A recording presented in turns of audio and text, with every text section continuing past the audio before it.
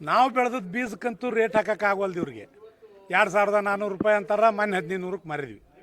ಆದ್ರೆ ನಾವು ಹಾಕುವಂಥ ಬೀಜಕ್ಕರ ಒಂದೇ ರೇಟ್ ಮಾರ್ರಿ ಅಂತ ನಮ್ಮದು. ಇಲ್ಲಿ 800 ರೂಪಾಯಿದಿಂದ ಹಿಡಿದು 2800 ರೂಪಾಯಿ ಮಟ ಒಂದೊಂದು ಕಂಪ್ನಿ ಒಂದೊಂದು ರೇಟ್. ಯಾಕೆ ರೇಟ್ ಹೆಚ್ಚು ಮಾಡ್ತಾರ ಅಂದ್ರೆ, ನಂದು ಇಳುವರಿ 60 ಕ್ವಿಂಟಲ್ ಬರ್ತೈತಿ, ನಂದು 80 ಕ್ವಿಂಟಲ್ ಬರ್ತೈತಿ ಎಕರೆಕ್ಕೆ ಅಂತ ಹೆಚ್ಚು ಮಾಡಕತ್ತಾರ. ನಾವು ಇಳುವರಿ ಹೆಚ್ಚಿಗೆ ಬರೋದು ಹಾಕೋಣ ಅಂತೇಳಿ ನಾವು ಆಸೆ ಬಿದ್ದು ದೊಡ್ಡ ರೊಕ್ಕದ್ದು ಹಾಕಾಕತ್ತೀವಿ. ಅದು ಕಡಿಮೆ ರೊಕ್ಕದ್ದು ಏನು ಬಂದೈತಲ್ಲ ಅಷ್ಟು ಇಳುವರಿ ಬರೋಲ್ಲ. ಇಳುವರಿಯಾಗ ಎಷ್ಟು ಫರಕ್ ಐತಿ? 2 ರಿಂದ 4 ಕ್ವಿಂಟಲ್ ಫರಕ್ ಐತಿ ಅಷ್ಟ. ಬಟ್ ಹತ್ತಿಗೆ ನಾವೇನು ಬಿಟಿ ಹತ್ತಿ ಹಾಕ್ತಿದ್ವಿ, ಆ ಬಿಟಿ ಹತ್ತಿಗೆ 2016ರಾಗನ ಸರ್ಕಾರ MRP ಮೇಲೆ ಏನು ಬೀಜ ಮಾರ್ತಾರಲ್ಲ ಅದ್ರ ಮೇಲೆ ಹಿಡ್ತಾ ತಂದು ಒಂದು ರೇಟ್ ಫಿಕ್ಸ್ ಮಾಡೈತಿ. ಇವತ್ತು ಹತ್ತಿ ಬೀಜ ನಾ ತಗೋಬೇಕಂದ್ರೆ 930 ರೂಪಾಯಿ ರೇಟ್. ನೀನು ಕನಕಾರ ತಗ, ಮೈಕೋ ತಗ, ಸೀಸೆಂಟಾ ತಗ, ಎನ್ಕೆ ಯಾವ ಕಂಪ್ನಿಯಾರ ಯಾಕೆ ತಗ, ನೀನು ಬೇಕಾಗಿತ್ತು ತಗ, ಆದ್ರೆ ಒಂದೇ ರೇಟ್. ಇಲ್ಲಿ ಹಂಗಿಲ್ಲ. ಇದು ಯಾವುದೋ DKC ಅಂತ 1600 ಅಂತ, ಇನ್ನೊಂದು ಯಾವುದೋ NK ಅಂತ 1800 ಅಂತ, ಒಂದೊಂದು ಕಂಪ್ನಿ ಒಂದು ಮಾರಾಕತ್ತೆ. ನಾವು ಅದಕ್ಕೆ ಇಷ್ಟ ಹೇಳೋದು, ಏನು ಬೀಜ ಮಾರಾಟ ಮಾಡ್ತಾರಲ್ಲ ಇವ್ರಿಗೆ ಇದ್ರ ಮೇಲೆ ಹಿಡಿತಾ ಸಾಧ್ಯ ಸರ್ಕಾರ ಒಂದೇ ದರ ಫಿಕ್ಸ್ ಮಾಡಿ ರೈತಗೆ ಯಾವ ಕಂಪ್ನಿ ಬೇಕು ಆ ಕಂಪ್ನಿದು ಮಾರೋಣ. ನಮ್ಗೆ ಯಾವ್ದು ಇಷ್ಟ ಆಯ್ತು ಅದನ್ನ ಹಾಕ್ಯಂತೇವೆ. ಆದ್ರೆ ಒಂದೇ ದರದ ಮಾರಲಿ ಅನ್ನೋದು ನಮ್ಮ ಒತ್ತಾಯ. ಈಗ ಎಷ್ಟು ಕಂಪ್ನಿಗಳು ಮಾರ್ಕೆಟಲ್ಲಿ ಇದ್ದಾವೆ? ಆ ಕಂಪ್ನಿ ಲೆಕ್ಕ ಹಾಕೋಕ್ಕಾಗಲ್ಲ. ಒಂದು 100ರಿಂದ 150 ಕಂಪ್ನಿ ಇರ್ಬೋದು. ನಮ್ಮ ಹಾವೇರಿಯಾಗ 12 ರಿಂದ 18 ಕಂಪ್ನಿ ರೇಸ್, ಒಂದ್ರ ಮೇಲೆ ಒಂದು. ಅವು ಹೆಸರು ಕೇಳ್ಬೇಕ್ರಿ, ಹೆಸರು ಕೇಳೇ ತಗೋಬೇಕು ನಾನು.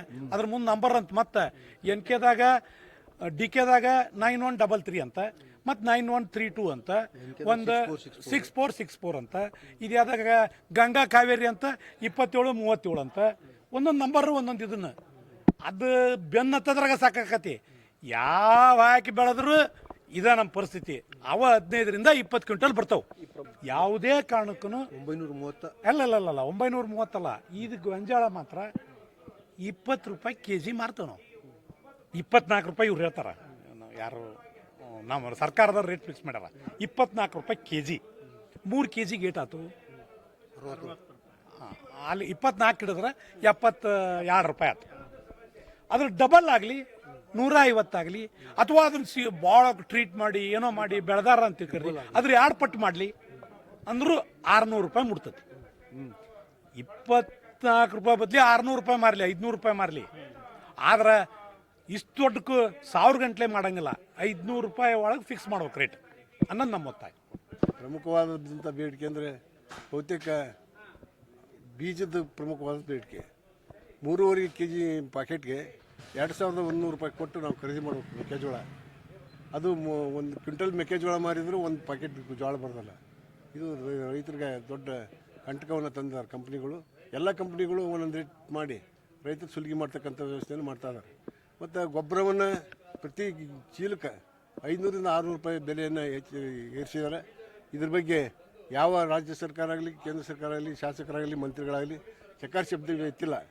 ಇದು ಎಲ್ಲ ದುಬಾರಿ ಬೀಜ ಗೊಬ್ಬರ ಖರೀದಿ ಮಾಡಿ, ಔಷಧಿಗಳನ್ನು ಖರೀದಿ ಮಾಡಿ, ಸಾಲ ಹೆಚ್ಚು ಮಾಡ್ಕೊಂಡು ಆತ್ಮಹತ್ಯೆಯನ್ನು ಮಾಡ್ಕೊಳ್ತಕ್ಕಂಥ ಕೆಲಸವನ್ನು ರೈತರು ಮಾಡ್ತಾ ಇದ್ದಾರೆ.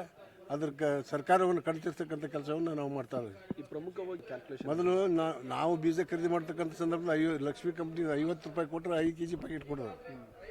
ಅದು ಇವತ್ತು 1250 ರೂಪಾಯಿ ಐತಿ. ಈಗ 3.5 kg ಬೀಜಕ್ಕೆ 2200 ರೂಪಾಯಿ ಕೊಡೋದಾದ್ರೆ ಬೀಜ ಖರೀದಿ ಮಾಡೋದಾಗಲ್ಲ, ಅಥವಾ ಸಾಲ ಮಾಡಿ ಅದನ್ನು ತೀರ್ಸೋಕ್ಕೂ ಆಗೋದಿಲ್ಲ. ಅಂಥ ಪರಿಸ್ಥಿತಿ ನಿರ್ಮಾಣ ಆಗೈತಿ. ಸರ್ಕಾರ ಮಧ್ಯಪ್ರವೇಶ ಮಾಡಿ ಸರ್ಕಾರ ಮುದಾಣ ಹಾಕಲೇಬೇಕು. ಇಲ್ಲಾಂದ್ರೆ ನಾವು ಖಾಸಗಿ ಕಂಪ್ನಿಯವರ ಬಾಗಿಲು ಕಾಯಕ್ಕೆ ಹೋಗ್ಬೇಕತ್ತ ರೈತರು. ಸುಮಾರು ಎಷ್ಟು ಕಂಪ್ನಿಗಳಿದಾವೆ ಮಾರ್ಕೆಟಲ್ಲಿ? ನೋಂದಾಯಿತ ಕಂಪ್ನಿಗಳು 20 ಇದ್ರೆ ಕಳ್ದಂದೆ ಮಾಡ್ತಕ್ಕಂಥವು 20 ಅದಾವೆ. ಅದು ಪತ್ತೆ ಹಚ್ಚಕ್ಕೆ ಇವ್ರ ಕೈಲಿ ಆಗಿಲ್ಲ.